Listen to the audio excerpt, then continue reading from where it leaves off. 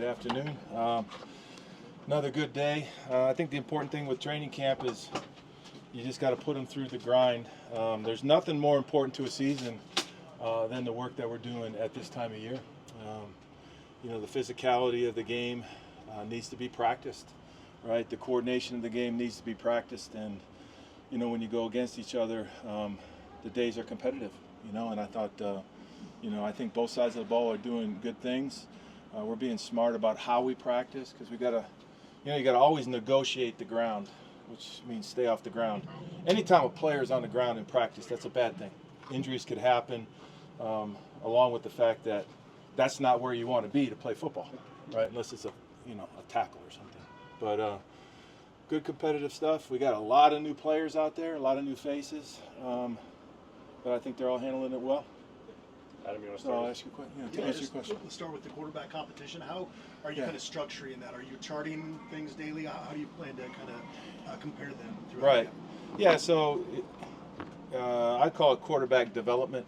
I think we'll develop a plan, who plays and when, once we get to the game. But right now, as we go through the installations, we demand that they all learn everything that we're doing, and I see good progress each day. The way this thing works is, especially the first 8 days, you have really 8 installations. So as you can imagine, in the meeting room setting or the academic setting, you teach them something, they go out and practice it. All right, then the next day we teach them something new, and then they got to go back and review, because now the 2 installs apply to that practice, and then 3, and so on. So it's a process.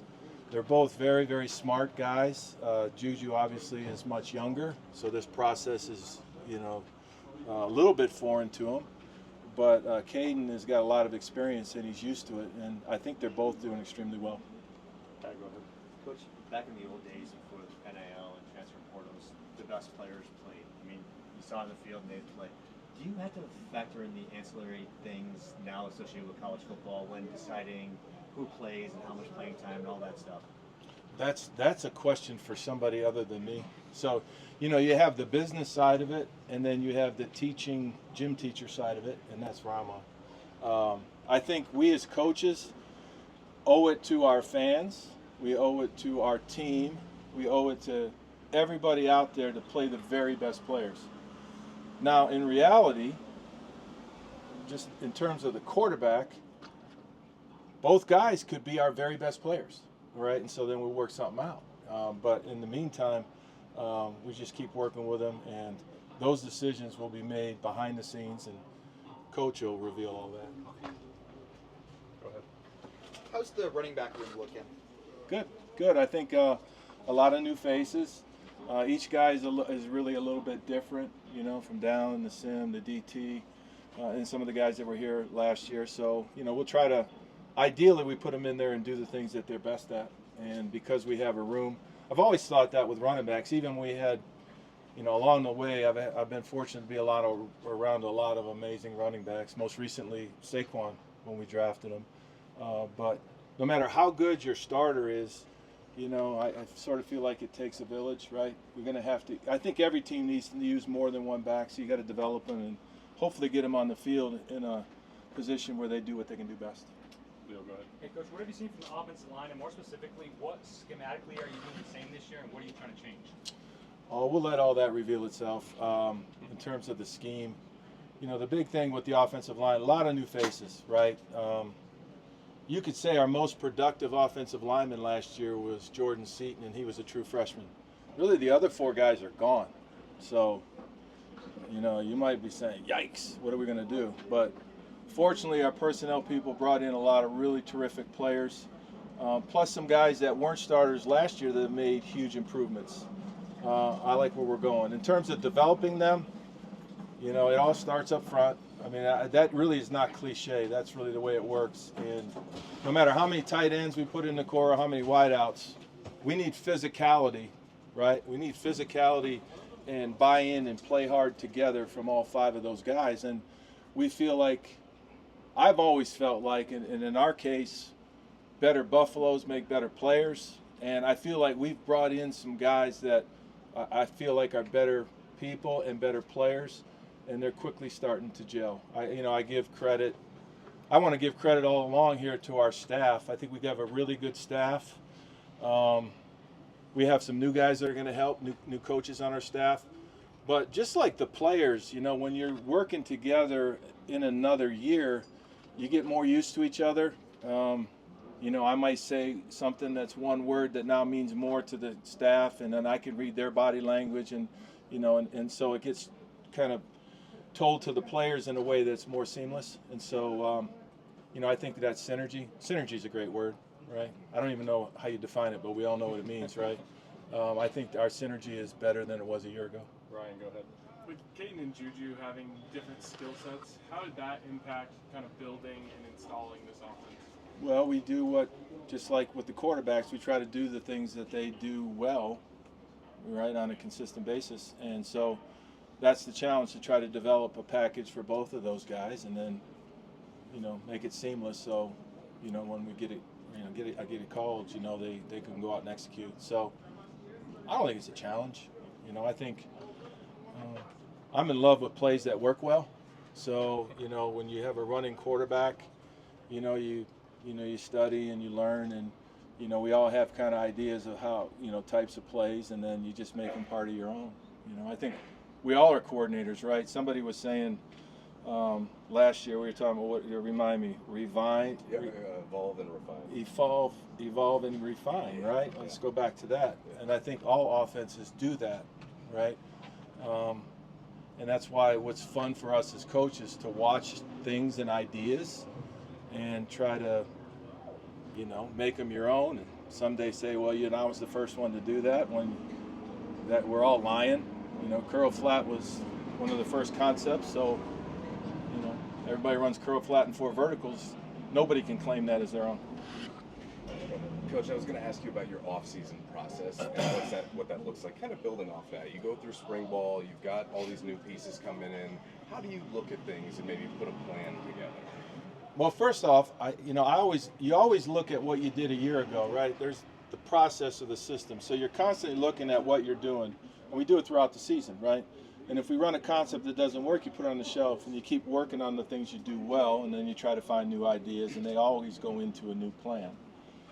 In the off season, and this is one of the only things I like about the off season, I can sit in my office and watch every 4th and 1, right, with a cup of coffee, and jot down the ideas that work, and do it. And I can watch it, you know, from the NFL, from college ball and whatnot. I can always watch every 3rd down, all the 2-point plays. And so you just start looking at things, and then trends start to develop, and you just build a foundation in your brain. And then you look at your team and you say, okay, that's a really good play, but that doesn't fit our style or our roster. And so then you do something else. And so you just study it, and then you write them down and do an installation, and then you teach them and practice it. So, Jake, sorry. No, I was going to say, coming off of that, how do you put a playbook together? just like that. Then I got really sharp people that know how to draw all this stuff up, and then they do it. And we get pictures, we put them in the book, we shine them up on the wall, and everybody learns it, and you go off. Jake, go ahead. Coach, what have you seen from Omari Miller so far, Yeah. and how has he grown over the last year since that injury against K-State? Yeah, no, the injury set him back a year ago. I mean, we had really, really high hopes for him a year ago. He's a dynamic, explosive player, and it showed up, right? I mean, showed up in his first game against USC, where he burst on the scene. Became a household name after going the distance twice, which is great. But, he's grown up, I think. I mean, he's a really, really dynamic player. I mean, he's got a super bright future. But just like all of these guys, and that's why these are young men to begin with. My gosh. I mean, Juju's 17, right? 17 years old. I think back to when I was 17. I would have had no chance to play in a college game. Same with, Omarion, right? Yeah, he was young. And this isn't an easy process that we put them through to develop, to get themselves ready to play. And he's handled it great. I mean, I see a totally different man in Omarion now than I saw 2 years ago when I got here. And I think that's going to help him. Go ahead, Neely. Jimmo? What's going on, Doctor? Your head coach throughout the spring, even at Big 12 Media Day yourself, frankly, have made no secret that we got to run the ball. You've now had an off season with Marshall Falk in your room. What has that process been like, and what has he brought to the table for you? Yeah, I mean, Marshall obviously is, one of the smartest players to play the game. Had great, impact as a player, and he's had, he lends really good perspective to the running back room.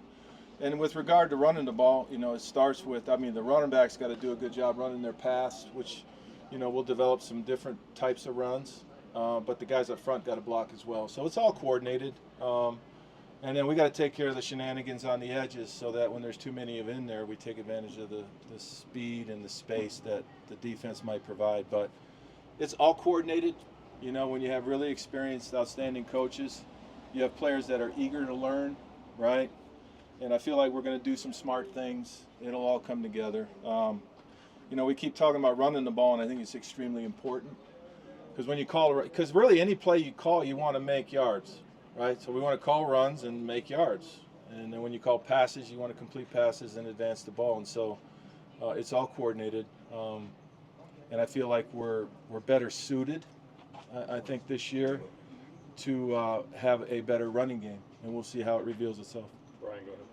Coach, I know it's a two-man competition, seems like, for quarterback, but Ryan's been your number 2 for 2 years now. Where is his Stauber? Yeah, no, let's not like sleep on Ryan. I think Ryan, if you get to know Ryan, he'll quickly become one of your favorite people, right? So when I'm in the meeting room and I'll say, what kind of read is this? And he'll be the first one to say, pick a side, or how do I read this one? And he'll say, it's a post alert flat defender read, or, it's sweep the board. And so he's really fun to be around, right? He's got a great vibe and a great personality. And given the opportunity to play, I think he's going to play well. So I don't really worry about where he's stacked. I'm just super thrilled he's in our room. Just as a follow-up, it sounds like you feel like you've got 3 guys you would trust to put out there. Oh, I do. And, and that's where the maturity level for Ryan comes in, right? So he's sitting here last year behind Juju, right? And then all of a sudden we create this thing in front of him this year that's different, right? But, we had a discussion in the offseason. He says, Coach Pat, he said, I love it here. He said, I feel like I'm learning something new every day, being around our quarterback room. And he said, I just want to keep rolling with this, which, that's unique now. We talked about the NIL world, right? That's unique. And so for him to feel that way, I think we should feel blessed that he's here. Jack, go ahead. Draylon Miller, just how excited are you to watch his sophomore year, and how big is his versatility kind of in the offense? Yeah, no, he's doing good. He just seems more comfortable, right? When you're going through this process as a rookie or a freshman or like 17, 18-year-old, it can be overwhelming, and he was able to handle it. Like when you bring in young players and they get out there and perform, and you say, wow, he's a young man, but I say this to myself all the time, this stage is not too big for him. And he showed us right away that it wasn't too big for him. And so he'll be able to build on what he did last year in just a more mature approach. And I think that's the beauty of development, which that's another word nobody wants to talk about anymore, right? Because they cut and run, but players that play, as they develop, they'll perform better and better. And I think we all got to develop. We all got to develop as people every day. And I think a lot of our players are here because they feel like they're being developed, and they're going to be able to show that. Scott, go ahead. Hey, Coach, you guys didn't use a lot of pre-snap motion last year, but it was a big part of what Caden's offense at Liberty did the last couple of years. How much of the stuff like that he had a lot of success with do you want to kind of implement or carry over to these years? Yeah, I think we blended in. I don't think it's because he did it in his offense. Last year, let's just call it for what it was, right? We struggled up front, right? And we had 4 wideouts that are now on NFL rosters, right? And so get them lined up, let's go, right? Now that's one way to approach it, right? And we were able to, throw for a lot of yards and help us win 9 games. For us to win more than 9, we got to do more things, I think. And that's where, whether it's using more personnel groupings, we've developed a tight end room, right? Or doing more things, we'll just see how that reveals itself. I guess it's just a follow-up to the tight end room, like Zach Atkins and, even some guys like Charlie Williams. What have you seen from the development of that position? Yeah, they've done a good job developing. I think Brett does a great job with them. And I think just like, receiver coaches do a great job, with their guys and the O-line coach, but you see their development, right? And then every day we involve them, in the plan out here. Every practice is like a new game plan that builds on itself. And so, they're showing up and they're doing what they're supposed to do. Everybody in offense got a block, unless you're the quarterback. And if you're a skilled player and you're fortunate enough for us to throw you the ball, you got to catch it and run with it. And I think those guys are doing a good job. All right, thanks, Coach. Appreciate it. Thanks, Thank you. Thank you, Coach. Okay, Good to see you. Yeah, nice to see you. Thank you.